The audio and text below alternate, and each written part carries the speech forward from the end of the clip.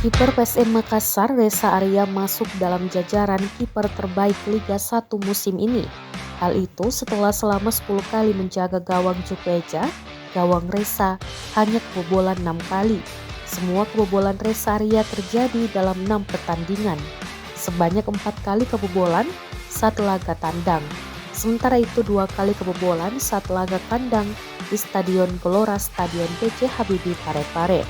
Torehan gemilang Reza Arya hanya dikalahkan oleh kiper senior dari Persija Jakarta, Andri Tani Ardiaza.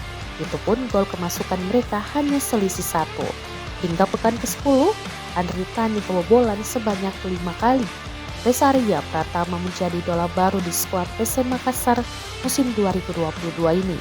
Berposisi sebagai kiper, Reza Arya pertama yang baru berusia 22 tahun kini dipercaya sebagai kiper utama di skuad PSM Makassar di bawah asuhan Bernardo Tavares.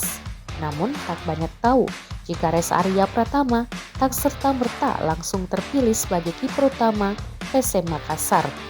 Perjuangan panjang dilalui Reza Arya Pratama demi bisa merebut posisi inti di PSM Makassar, utamanya untuk urusan penjaga gawang.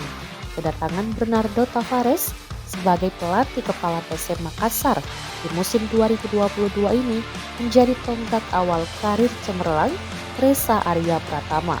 Bernardo Tavares yang merupakan pelatih berlisensi UEFA Pro berkebangsaan Portugal nampaknya melihat potensi besar di dalam diri Reza Arya Pratama. Pasalnya dari sejumlah pelatih yang sudah menahkodai PSM Makassar, barulah Bernardo Tavares yang mempercayakan gawang skuad Cupueca dijaga oleh Reza Arya Pratama. Sejauh ini kiper kelahiran Parepare itu belum tergantikan posisinya di PSM Makassar. Di Liga 1 2022-2023, Reza Arya sudah memainkan 10 pertandingan tanpa tergantikan sekalipun.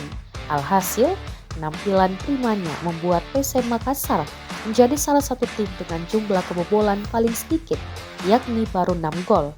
Ia juga dipercaya tampil penuh saat PSM Makassar bermain di AFC Cup 2022 hingga bisa lolos ke partai final zona ASEAN.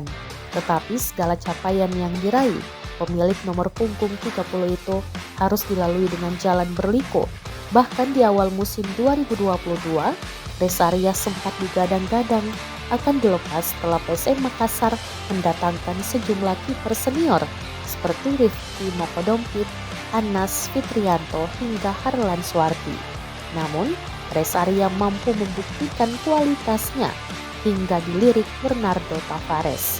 Reza Arya Pratama membutuhkan 4 musim berseragam PSM Makassar hingga akhirnya mampu menjadi kiper utama. Terima kasih sudah nonton. Jangan lupa like, subscribe, dan share ya.